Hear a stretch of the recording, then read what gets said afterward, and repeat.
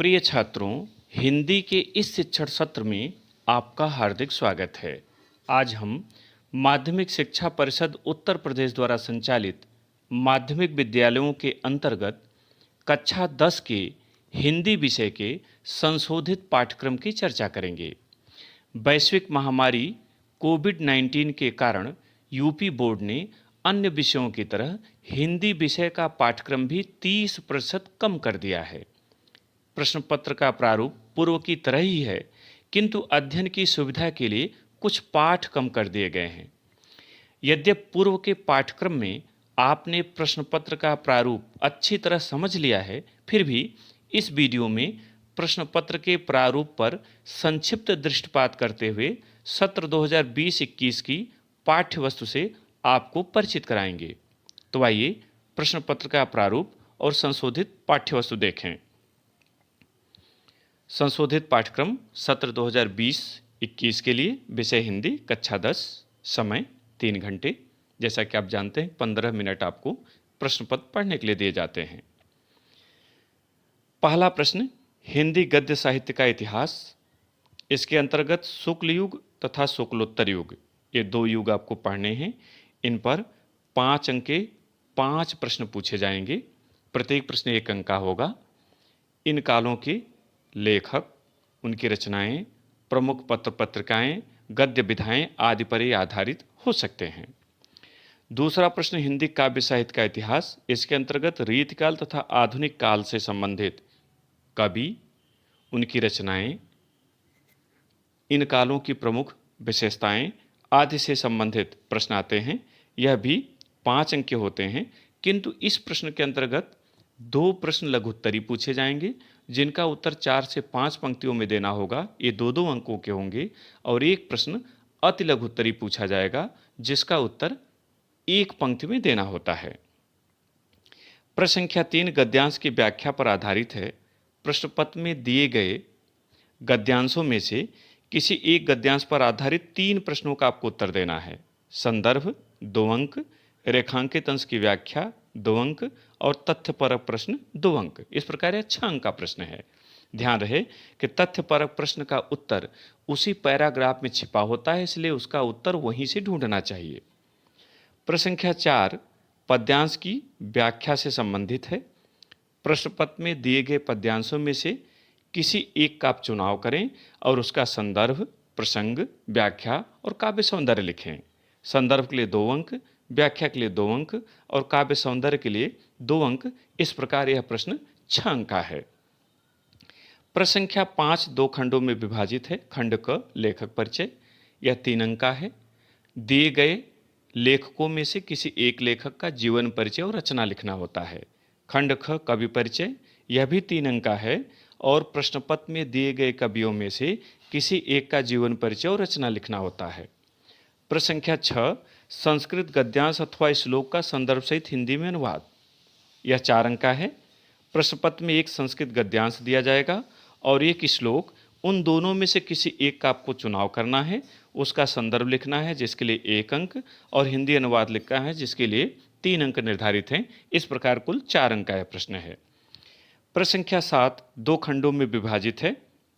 खंड क के अंतर्गत संस्कृत खंड से कंठस्थ एक श्लोक का लेखन करना होता है। ये 2 अंक का है। ध्यान रहे कि संस्कृत खंड से जो श्लोक आप याद करें वह 1 न हो, 2 3 हो, ताकि जो प्रश्न पत्र में आया हो उसे न लिखें, अन्यथा नंबर कट जाएगा। आपको वही लिखना है जो प्रश्न पत्र में न आया हो। खंड ख संस्कृत खंड के पाठों पर आधारित 2 अति लघुत्तरी प्रश्नों का संस्कृत में उत्तर, यह भी 2 अंक का है। जो प्रश्न दिए जाएंगे उनमें से 2 प्रश्नों का आप चुनाव करें और उनका संस्कृत में ही उत्तर लिखें। प्रश्न संख्या 8 काव्य सौंदर्य के तत्व से संबंधित है। यह 3 खंडों में विभाजित है। खंड क रस, हास्य एवं करुण रस आपके पाठ्यक्रम में है। इनकी परिभाषा, उदाहरण और पहचान से संबंधित प्रश्न पूछे जाते हैं। ये 2 अंकों का है। खंड ख अलंकार, उपमा, रूपक और उत्प्रेक्षा, ये 3 अलंकार आपके पाठ्यक्रम में हैं। इनकी परिभाषा पूछी जा सकती है, या उदाहरण पूछा जा सकता है, या पहचान पूछा जा सकता है। इनमें से कोई एक प्रश्न का आपको उत्तर देना है। यह भी 2 अंक का है। खंड ग ये छंद से संबंधित है। सोरठा एवं रोला दो छंद आपके पाठ्यक्रम में हैं। इनका लक्षण, उदाहरण या पहचान से संबंधित प्रश्न पूछा जाएगा। उनमें से किसी एक प्रश्न का आपको उत्तर देना है। यह भी 2 अंकों का है। 9वां प्रश्न हिंदी व्याकरण का है। यह 5 खंडों में विभाजित है। खंड क उपसर्ग से संबंधित है। अ, अन, अधि, अप, अनु, उप, सह, निर, अभि, परि और सु, ये उपसर्ग आपके पाठ्यक्रम में हैं। इनमें से परीक्षा में जो उपसर्ग दिए जाएंगे उनमें से 3 का चुनाव करना है। उन तीनों पर आधारित आपको 1 या 2 शब्द बनाने हैं। इनके लिए 3 अंक निर्धारित हैं। खंड ख प्रत्यय से संबंधित है। आई, त्व, ता, पन, वा, हट, वट, ये प्रत्यय आपके पाठ्यक्रम में हैं। इन पर आधारित प्रश्न 2 अंकों का है। प्रश्न पत्र में दिए गए प्रत्ययों में से किन्हीं 2 से आपको एक एक नए शब्द बनाने होते हैं। खंड ग समास से संबंधित है और आपके पाठ्यक्रम में 2 समास हैं, द्वंद्व और द्विगु।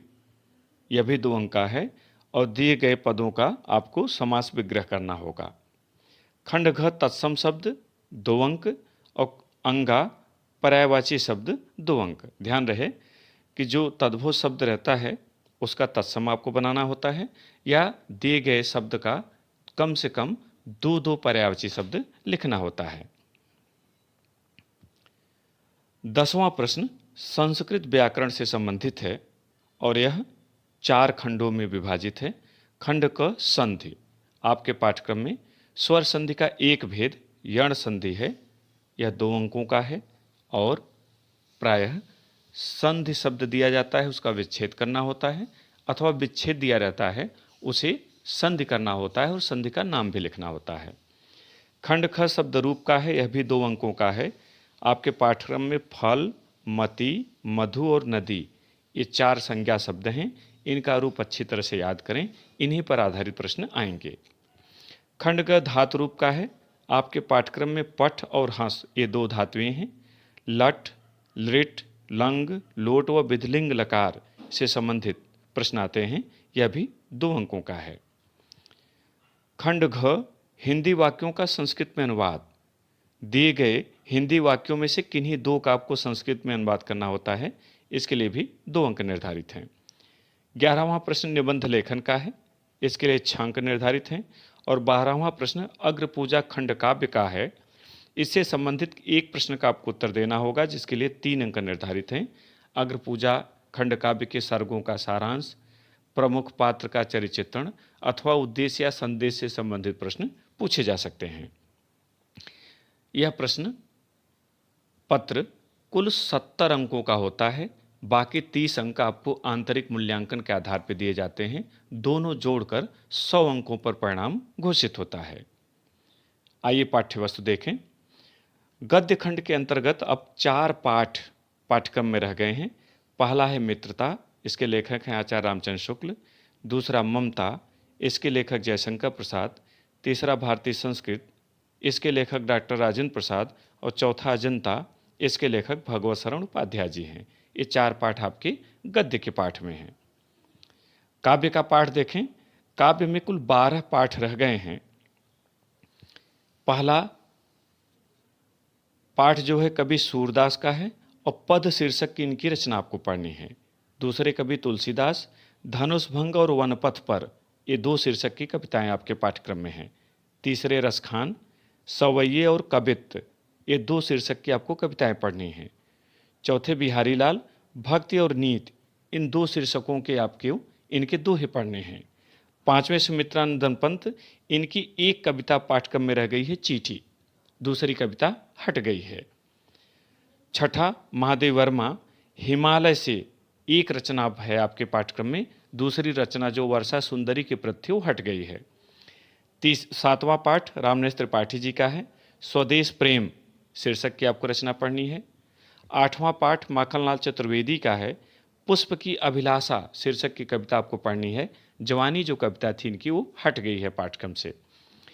9वां पाठ सुभद्रा कुमारी चौहान का है, झांसी की रानी की समाधि पर शीर्षक की आपको कविता पढ़नी है। 10वां मैथिली शरण गुप्त, भारत माता का मंदिर यह शीर्षक की आपको रचना पढ़नी है। 11वां पाठ अशोक वाजपेयी का है, भाषा एकमात्र अनंत है। इस शीर्षक की आपको रचना पढ़नी है। दूसरी जो कविता थी वो हट गई है। 12वां पाठ श्याम नारायण पांडे जी का है और हल्दी घाटी नाम से आपको इनकी कविता पढ़नी है। संस्कृत खंड के अंतर्गत आपके पाठ्यक्रम में अब 7 पाठ रह गए हैं। पहला पाठ वाराणसी का है, दूसरा बीरह बीरेण पूज्यते, तीसरा प्रबुद्धो ग्रामीणः अथवा छांदोग्योपनिषद खष्टोध्यायः। ये थोड़ा भ्रमात्मक रह गया कि पाठ्यक्रम में प्रबुद्धो ग्रामीणः को हटाने में नहीं दिया गया है, लेकिन जहाँ देना चाहिए वहाँ भी नहीं दिया गया, वहाँ इसे दिया गया है। तो प्रबुद्धो ग्रामीणः या इन दोनों में से कोई एक पाठ आपके यहाँ रहेगा तीसरे नंबर पे। चौथा पाठ देशभक्तः चंद्रशेखरः, पांचवा आरुणि श्वेत केतु संवादः, छठा भारतीय संस्कृति और सातवां जीवन सूत्राणि। प्रिय छात्रों, मुझे उम्मीद है कि आपको संशोधित पाठ्यक्रम समझ में आ गया होगा। इसे अपनी उत्तर पुस्तिका में लिख लें।